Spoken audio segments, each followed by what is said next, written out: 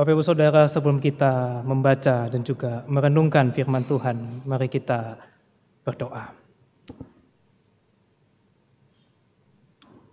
Ya Tuhan, sekiranya kami boleh seperti rusa yang haus akan firman-Mu. Tuhan, tolong kami ya Tuhan, oleh karena betapa sulitnya kami untuk bisa mendengar akan suara-Mu. Kami tidak terbiasa ya Tuhan, peka akan suara-Mu. Kami lebih mendengarkan suara hati dan pikiran kami sendiri. Bahkan mungkin suara dan komentar orang lain lebih kami dengarkan ya Tuhan ketimbang suara dan firman-Mu. Oleh sebab itu ya Tuhan, ketika kami menghampiri Engkau di dalam firman-Mu, Tuhan tolong persiapkanlah hati dan pikiran kami untuk mendengar suara-Mu. Berikan kami hati seorang murid yang mau diajar oleh firman-Mu ya Tuhan. Dan juga tolong hamba-Mu yang hina dan penuh dengan kelemahan ini untuk boleh menjadi alat-Mu, menyampaikan apa yang menjadi isi hati dan kehendak-Mu ya Tuhan. Tuhan tolong kami, berkati waktu yang ada di depan kami, di dalam nama Tuhan Yesus kami berdoa, amin. Selamat pagi Bapak Ibu Saudara sekalian. Untuk mendasari perenungan firman Tuhan pada pagi hari ini, mari kita membuka Alkitab kita dari surat Paulus kepada jemaat Efesus. Efesus pasal yang keempat, ayat yang ke-11 sampai 16. Efesus pasal yang keempat, ayat 11 sampai 16. Jika Bapak Ibu sudah menemukannya, akan saya bacakan untuk kita semua. Efesus 4 ayat 11 sampai 16. Dialah yang memberikan baik rasul-rasul maupun nabi-nabi, baik pemberita-pemberita Injil maupun gembala-gembala dan pengajar-pengajar, untuk memperlengkapi orang-orang kudus bagi pekerjaan pelayanan bagi pembangunan tubuh Kristus. Sampai kita semua telah mencapai kesatuan iman dan pengetahuan yang benar tentang anak Allah, kedewasaan penuh dan tingkat pertumbuhan yang sesuai dengan kepenuhan Kristus. Sehingga kita bukan lagi anak-anak yang diombang-ambingkan oleh berbagai angin pengajaran, oleh permainan palsu manusia dalam kelicikan mereka yang menyesatkan. Sebaliknya, dengan teguh berpegang kepada kebenaran di dalam kasih, kita bertumbuh di dalam segala hal ke arah Dia, Kristus yang adalah kepala.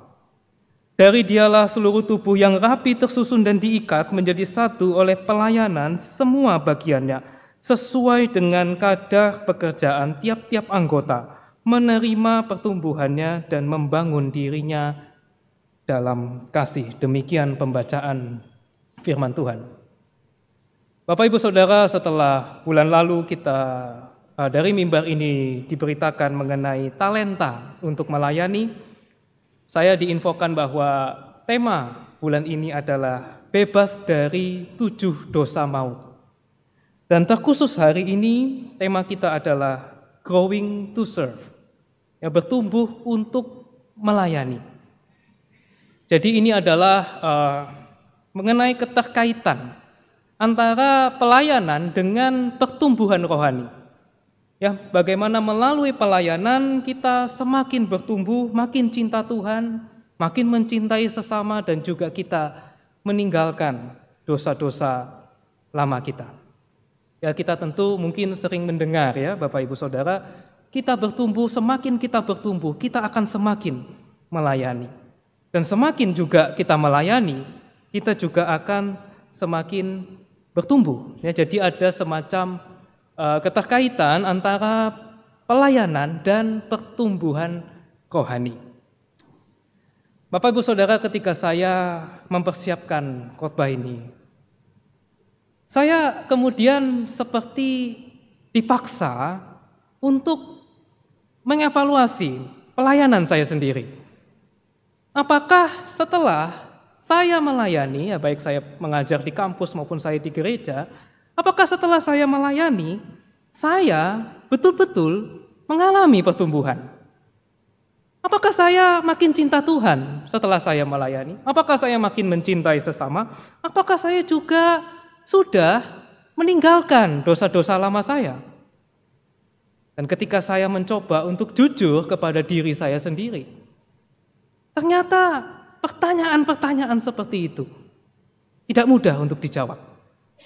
Sehingga saya berpikir, jangan-jangan belum tentu pelayanan itu otomatis mendatangkan pertumbuhan. Mungkin Bapak Ibu ingat ya, beberapa waktu yang lalu seorang hamba Tuhan yang besar, ya, Raffi Zakarias. Ya, pelayanan itu barangkali sudah keliling dunia Bapak Ibu Saudara. Dipakai Tuhan luar biasa, memberkati banyak orang, dan saya pribadi kagum sekali dengan karya-karyanya. Tetapi kemudian 3 tahun lalu, ketika dia meninggal, baru ketahuan bahwa ternyata selama hidupnya dia melakukan berbagai macam pelecehan seksual. Dan banyak sekali korbannya. Jadi dia justru memanfaatkan pelayanannya, memanfaatkan reputasinya yang besar untuk melakukan bermacam-macam perilaku yang kalau kita baca itu sangat memalukan. Dan ketika berita itu muncul, saya yang terus terang ya, saya sangat kagum sama dia.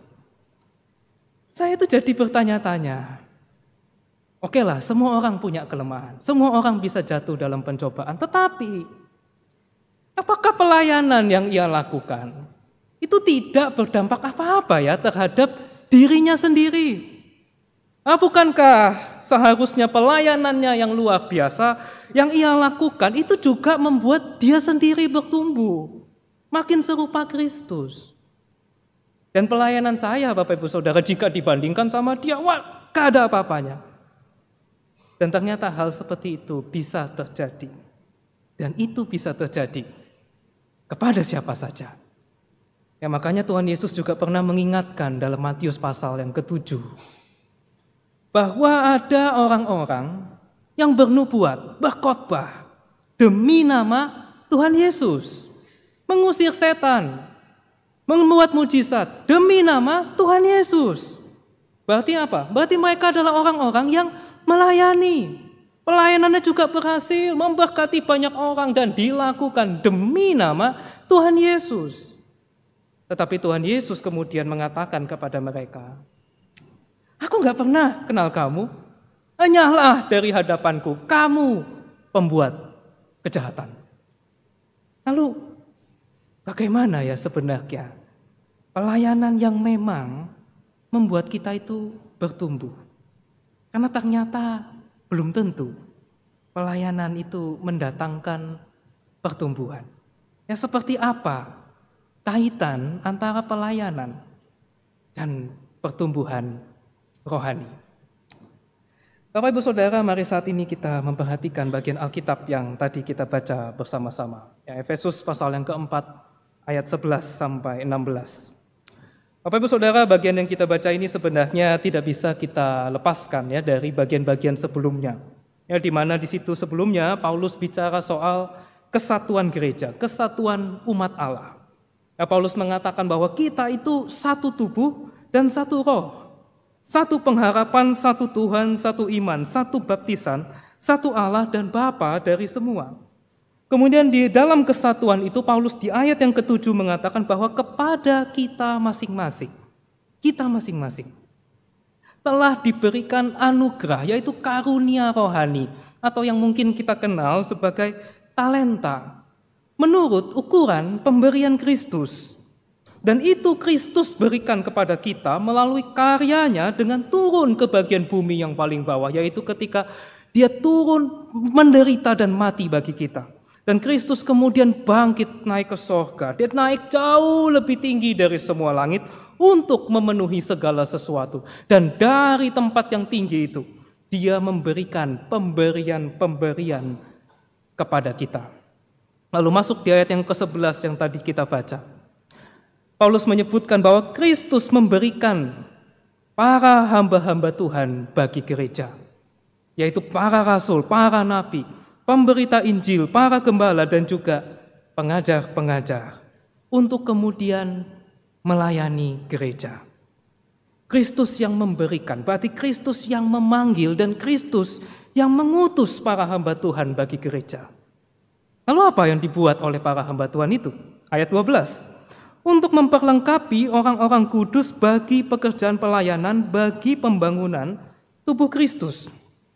Jadi tugas para hamba Tuhan dengan berbagai macam pelayanannya, dengan berbagai macam talenta dan perannya, itu agar orang-orang kudus, yaitu kita semua, jemaat Tuhan ini, diperlengkapi untuk pekerjaan pelayanan. Ya, jadi tugas kami, para hamba Tuhan ini, Bapak Ibu Saudara, adalah melayani jemaat, agar jemaat juga melayani. Kami memperlengkapi jemaat, agar semua kita itu melayani. Oleh karena semua orang Kristen itu dipanggil untuk melayani. Dan ini adalah satu hal yang penting sekali Bapak Ibu Saudara. Tidak ada seorang Kristen pun yang boleh datang ke gereja hanya untuk menjadi penonton. Tidak boleh.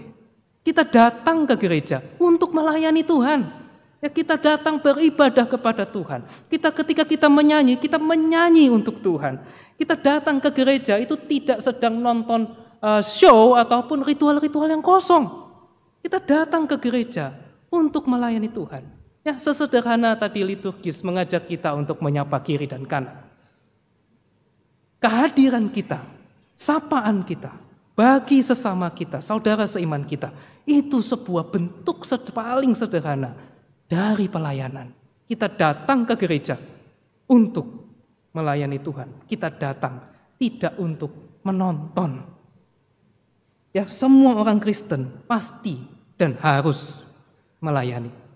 Khususnya melayani dengan talenta yang Tuhan berikan kepada kita masing-masing. Ya, seperti yang sudah disampaikan ya selama 1 bulan penuh.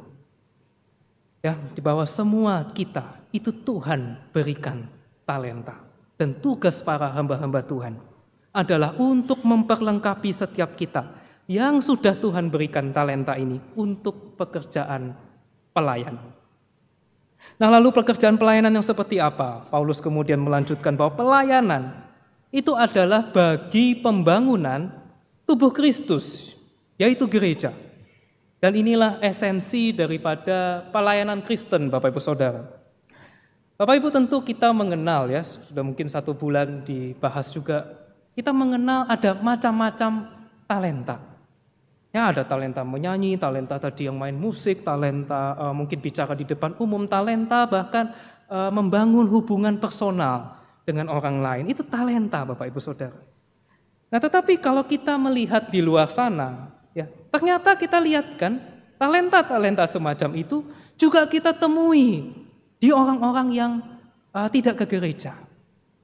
Dan mungkin hebat-hebat Bapak Ibu Saudara ya, kita lihat ada American Got Talent, Indonesia Got Talent, itu orang-orang dengan talenta dan bakat yang luar biasa. Lalu apa bedanya? Ya, talenta-talenta seperti itu dengan karunia rohani yang Tuhan itu berikan kepada kita. Bapak Ibu Saudara, yang menjadi pembeda di sini adalah untuk apa talenta-talenta itu dipakai. Kalau talenta itu dipakai untuk diri sendiri, ya seperti yang kita saksikan yang hebat-hebat itu bukan karunia rohani, itu bakat. Dan apa yang dilakukan itu bukan pelayanan, itu pengembangan dan penyaluran bakat. Ya, tetapi karunia rohani adalah karunia yang diberikan oleh Kristus untuk pekerjaan pelayanan bagi pembangunan tubuh Kristus, yaitu gereja. Dan pekerjaan pelayanan itu adalah agar tubuhnya ini, agar gereja ini, agar kita semua ini dibangun dan bertumbuh mencapai tujuannya. Lalu kemudian apa tujuannya? Di ayat 13 Paulus kemudian menyebutkan, sampai kita semua, yaitu tubuh Kristus ini, mencapai kesatuan iman dan pengetahuan yang benar tentang anak Allah. Ya, berarti melalui pelayanan kita semua itu dipersatukan oleh iman kepada Tuhan Yesus. Dan juga kita makin mengenal Tuhan kita Yesus Kristus. Kita mengenal dengan pengetahuan yang benar tentang anak Allah. Dan dengan kesatuan iman dan pengetahuan tersebut, Paulus melanjutkan, kita bertumbuh sehingga kita dewasa penuh. Ya, dewasa penuh itu berarti kita dewasa secara pengetahuan karena kita mengenal Allah dengan pengetahuan yang benar. Kita dewasa juga dalam pemikiran, kita tidak lagi kekanak-kanakan dan juga menghasilkan buah. Hidup kita, Bapak Ibu, diperbaharui dan kita meninggalkan dosa-dosa lama kita. Dan dengan demikian Paulus mengatakan kita mencapai tingkat pertumbuhan sesuai dengan kepenuhan Kristus. Kita menjadi serupa Kristus. Sehingga di ayat 14 disebutkan, kita bukan lagi anak-anak. Anak-anak yang seperti apa? Anak-anak yang dengan mudah diombang-ambingkan oleh rupa-rupa angin pengajaran, oleh permainan palsu manusia dalam kelicikan mereka yang menyesatkan. Kita tidak lagi dengan mudah disesatkan. Kenapa? Karena kita bertumbuh, kita sudah serupa Kristus. Bapak Ibu Saudara, betapa luar biasa manfaat dan tujuan dari pelayanan pembangunan tubuh Kristus.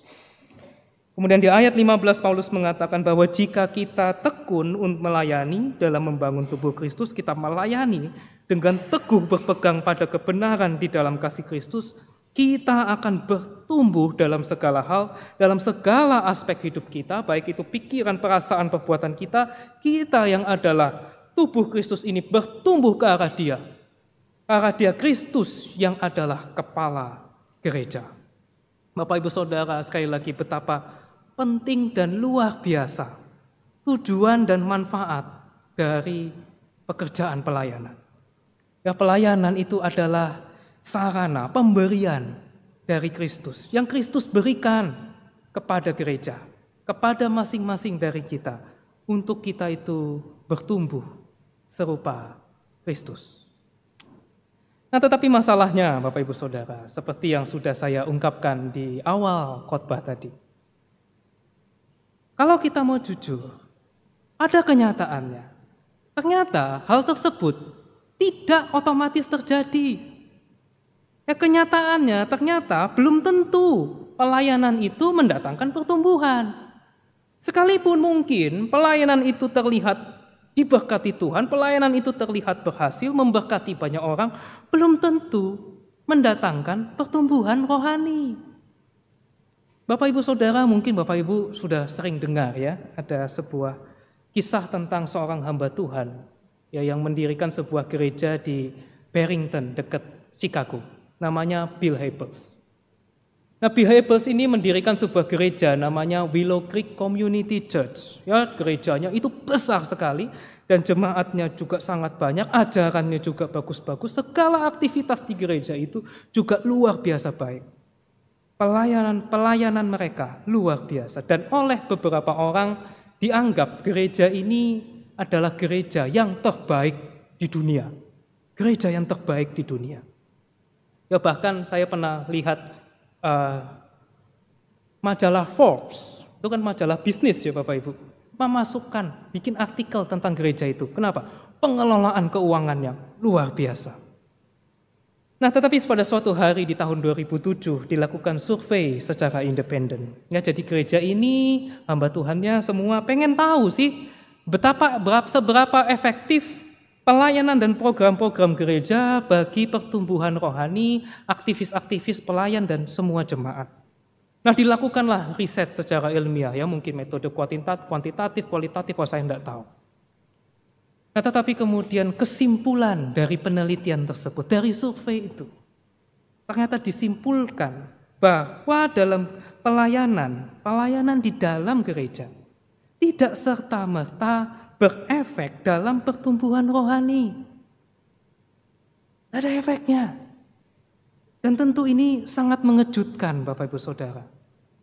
Dan kemudian yang lebih mengejutkan lagi adalah 10 tahun kemudian, di tahun 2018, Bill Hybels ketahuan. Ternyata dia juga melakukan dosa perzinahan. Sehingga dia sendiri terpaksa dipecat dari gereja yang Dia sendiri dirikan. Jadi apa yang sebenarnya terjadi? Kenapa pelayanan itu ternyata belum tentu menghasilkan pertumbuhan rohani? Bapak Ibu Saudara, kalau kita kembali kepada bagian Alkitab yang kita baca, kita akan melihat di sini sentralitas Kristus, Sang Kepala Gereja di dalam pelayanan gereja. Oleh karena Kristus yang memulai, pelayanan itu inisiatif dari Kristus, bukan inisiatif manusia. Dan Dia yang memberikan talenta pelayanan itu kepada masing-masing dari kita. Lalu Dia juga yang memanggil para hamba Tuhan untuk memperlengkapi. Bagi apa? Bagi pelayanan pekerjaan, pembangunan tubuhnya juga. Dan pada akhirnya tubuh Kristus ini bertumbuh serupa dengan Dia. Ya, sehingga pelayanan itu dapat dikatakan, pelayanan itu adalah dari Kristus, oleh Kristus, dan bagi Kristus. Kristus yang adalah kepala gereja, Dialah pusat daripada pelayanan gereja.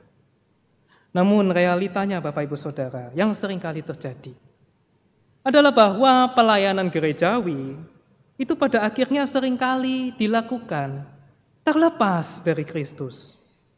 Gereja yang adalah tubuh Kristus ini pada kenyataannya seringkali melakukan berbagai macam hal terlepas dari kepalanya, tubuh terlepas dari kepalanya. Tubuh Kristus ini terlepas dari kepala gereja, yaitu Kristus. Dan inilah yang seringkali membuat pertumbuhan rohani itu akhirnya tidak terjadi. Yang oleh karena pelayanan sekalipun dilakukan di dalam gereja, sekalipun dilakukan atas nama Tuhan, di dalam nama Tuhan, ternyata bisa dilakukan tanpa Kristus. Yaitu pelayanan yang pada akhirnya adalah agenda dan program pribadi atas dasar selera dan keinginan sendiri. Yang lalu kemudian dikerjakan dengan pikiran dan kekuatan sendiri. Ya mungkin karena kita merasa mampu ini, mampu itu, mungkin kita merasa punya talenta ini, punya talenta itu, dan pada akhirnya dikerjakan juga bagi diri sendiri, bukan bagi pembangunan tubuh Kristus. Dan ini yang seringkali terjadi Bapak Ibu Saudara sekalian. Dan tidak terkecuali pada saya pribadi. Ya saya harus jujur, saya sebagai hamba Tuhan, saya sangat bergumul dengan hal ini. Sangat mudah buat saya, ya mungkin juga bagi semua yang melayani. Sangat mudah buat saya untuk mengerjakan segala sesuatunya seolah-olah itu untuk Tuhan. Tapi sebenarnya untuk diri saya sendiri. Sangat mudah Bapak Ibu Saudara sekalian. Sangat mudah Bapak Ibu Saudara untuk membuat sebuah khotbah, kalau buat saya, buat sebuah khotbah yang mungkin kayaknya ini akan membuat telinga kita tuh terdengar enak. Kayaknya ini Bapak ini akan senang kalau saya ngomong ini. Mudah Bapak Ibu Saudara. Mudah sekali. Buat kita itu melakukan pelayanan sebenarnya untuk diri sendiri. Maka disinilah kita perlu untuk berhati-hati. Dalam Kolose pasal yang kedua, Paulus itu mengingatkan bahwa ketika kehidupan rohani, pelayanan ibadah, segala pengorbanan kita, itu dilakukan terlepas dari Kristus Sang Kepala Gereja. Paulus mengatakan itu semua tidak ada gunanya selain untuk memuaskan hidup duniawi. Maka Bapak Ibu Saudara, kita sangat perlu untuk berhati-hati. Karena jikalau pelayanan itu terlepas dari Kristus, maka pertumbuhan itu tidak akan terjadi.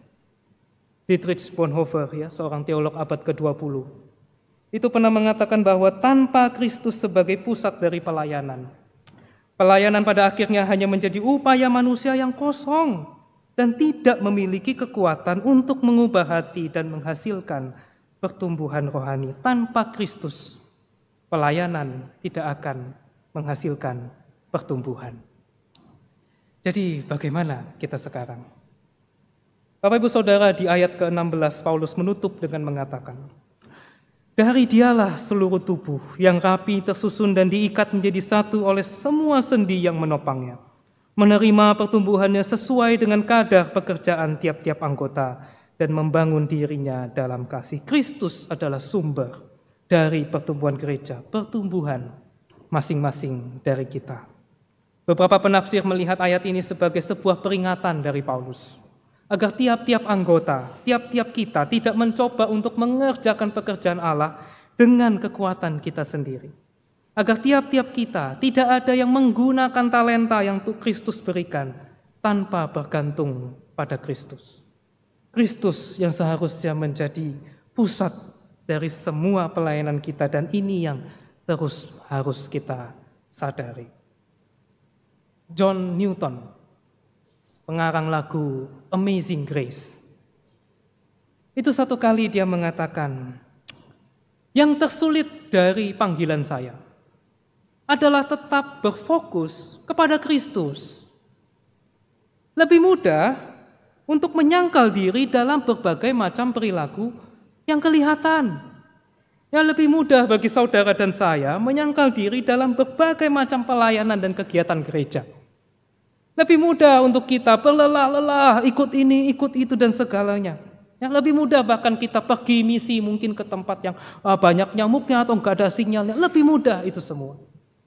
Tetapi tetap berfokus kepada Kristus, tinggal di dalam Kristus, dan menjadi semakin serupa Kristus. Itu adalah bagian yang paling sulit dari panggilan pelayanan saudara dan saya. Jadi bagaimana kita sekarang? Bapak Ibu Saudara, ada dua hal bagi kita semua untuk kita bawa pulang ya, melalui perenungan firman Tuhan di pagi hari ini.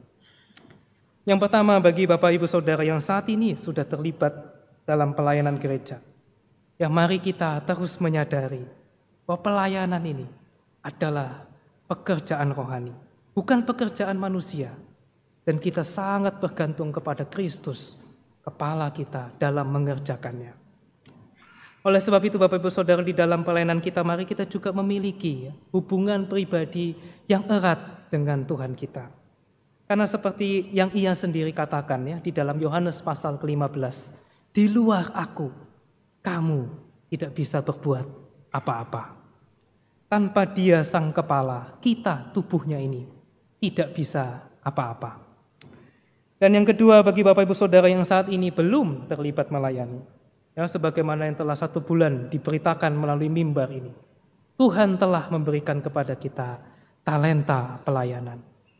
Ada pekerjaan baik yang Tuhan sudah persiapkan untuk masing-masing dari kita. Tidak ada orang Kristen yang sejati yang tidak melayani.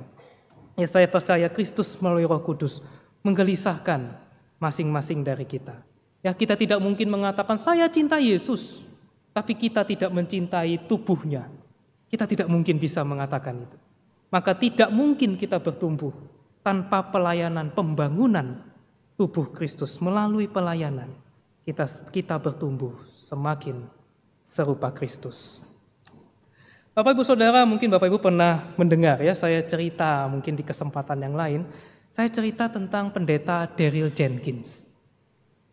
Ya, jadi di Amerika itu ada seorang pendeta namanya Daryl Jenkins dan melayani di sebuah gereja. Ya, Daryl Jenkins ini pendeta yang sangat baik dan sangat cinta Tuhan. Pelayanannya juga sangat baik. Nah, tetapi dari sekian banyak pelayanan di gereja, ada satu pelayanan yang dia nggak suka. Ya, ada satu yang dia nggak suka, yaitu pelayanan kepada lansia. Nah, dia nggak suka itu. Ya, jadi tiap kali ada pelayanan untuk lansia, dia akan menghindar, Bapak Ibu Saudara. Nah, tetapi celaka bagi pendeta Jenkins ini adalah majelis tempat dia melayani itu bikin program baru. Programnya apa? Programnya adalah kunjungan sebulan sekali ke panti jompo. Nah, ya dari Jenkins suka nggak suka ya sudah jadi keputusan majelis ya, masa kita nggak ikut gitu ya. Akhirnya ikut. Dan ketika rombongan gereja itu melayani di panti jompo tersebut, ya, semua aktivis semuanya aktif melayani, Daryl Jenkins itu karena dia nggak suka ya, jadi dia nggak mau ngapa-ngapain. Ya, dia mojok di pojokan, senderan di tembok sambil ya mungkin ya nggak ngapa-ngapain ya, idle. Dia senderan aja di pojokan tembok.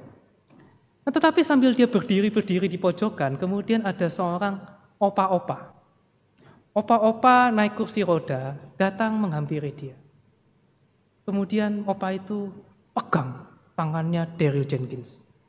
Daryl Jenkins kemudian mau tarik tangannya, nggak bisa, diremes.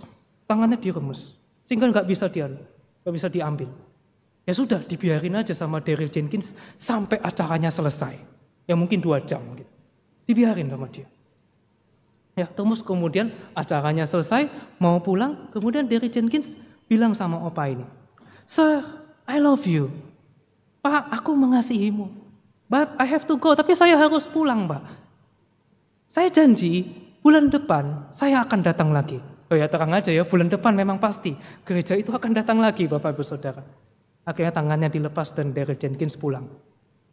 Bulan depannya, kejadian lagi. Daryl Jenkins berdiri di pojokan, opa itu datang, opa itu pegang tangannya Daryl Jenkins selama 2 jam.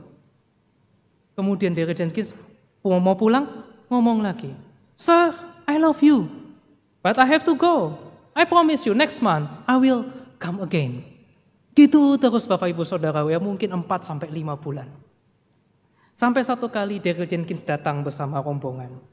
Dan kemudian Bapak itu kok nggak ada. Nah, Bapak yang biasanya ada, sekarang nggak ada. Nah, jadi penasaran kan. Akhirnya Daryl Jenkins tanya sama pengurus panti, "Bapak yang biasanya di sini mana?" "Oh, Bapak itu ya. Wah, beberapa hari yang lalu Bapak itu masuk ICU. Ya, dia sudah sangat lemah sekali dan mungkin beberapa lama lagi akan meninggal, ya, tidak akan lama lagi akan meninggal." Wah, Daryl Jenkins dengar itu, langsung panik. Dia langsung pergi cepat-cepat ke rumah sakit. Masuk ke ruang ICU, cari Bapak itu. Dan ketika ketemu Bapak itu, Daryl Jenkins langsung pegang tangannya Bapak itu. "Sir, I love you and I come for you." Aku datang untukmu. Dan Bapak itu meremas tangan Daryl Jenkins seperti yang biasa dilakukan. Nah, kemudian ternyata di ruangan yang sama itu ada seorang ibu-ibu. Ya, kemudian Daryl Jenkins kenalan dengan ibu itu, ternyata ibu itu adalah anaknya opa ini. Ya, terus kemudian anak ini cerita, ibu ini cerita kondisi papanya, ya memang mungkin gak lama lagi akan meninggal. Kemudian anaknya bilang, "Pak Pendeta, Bapak tahu nggak? Sebelum koma, papa saya itu bilang, 'Please say my goodbye to Jesus.' Tolong sampaikan perpisahanku untuk Tuhan Yesus." Loh, anaknya kaget. Ya, heran dia. "Loh, Papa kok bilang goodbye to Jesus? Harusnya Papa say hello to Jesus. Papa gak lama lagi akan ketemu Tuhan Yesus." Papanya bilang, "Iya, aku tahu. Gak lama lagi aku akan ketemu Tuhan Yesus. Tapi kamu tahu gak, you know what? Beberapa bulan ini, Tuhan Yesus selalu datang mengunjungi Papa. Tuhan Yesus selalu pegang tangan Papa. Dan Tuhan Yesus juga selalu bilang, 'I love you' buat Papa. So please, say my goodbye to him." Bapak Ibu Saudara, bahkan sebuah pelayanan yang dilakukan asal-asalan, yang dilakukan oleh Daryl Jenkins itu dipakai Tuhan sampai-sampai dikira Tuhan Yesus. Ya, Bapak Ibu Saudara, pelayanan itu pekerjaan Allah yang ajaib. Bukan inisiatif dan kekuatan manusia yang bisa mengerjakannya. Maka Bapak Ibu Saudara, disitulah kita harus mengerti bahwa pelayanan itu adalah dari Kristus, panggilan Kristus. Mungkin bukan sesuatu yang sesuai dengan selera kita, mungkin bukan sesuatu yang memang kita inginkan. Tetapi ketika kita tekun melakukannya, sembari kita tinggal di dalam Kristus, kita akan bertumbuh di dalam segala hal ke arah Dia, Kristus yang adalah kepala gereja. Mari kita berdoa. Ya Tuhan, siapakah kami, anak-anak-Mu ini? Kami yang penuh dengan kelemahan dan keberdosaan. Kami yang seperti ini Engkau percayakan untuk melayani. Engkau bahkan memberikan talenta kepada kami. Engkau bahkan mengirimkan hamba-hambamu untuk memperlengkapi kami. Tuhan, tolong kami di dalam mengerjakan apa yang Kau percayakan ini, sembari terus tinggal di dalam Kristus. Karena kami tahu ya Tuhan, kami tidak berdaya. Dan apa yang kami lakukan jika bukan pertolongan-Mu, jika bukan pemeliharaanmu, yang kami lakukan itu hanyalah sesuatu yang sia-sia. Oleh sebab itu ya Tuhan, tolong kami. Juga bagi yang belum melayani, Tuhan terus gerakan ya Tuhan. Berikan kegelisahan rohani untuk mau memberi diri, mengerjakan apa yang Engkau percayakan juga kepada mereka. Tuhan, tolong masing-masing dari kami. Di dalam nama Tuhan Yesus kami berdoa. Amin.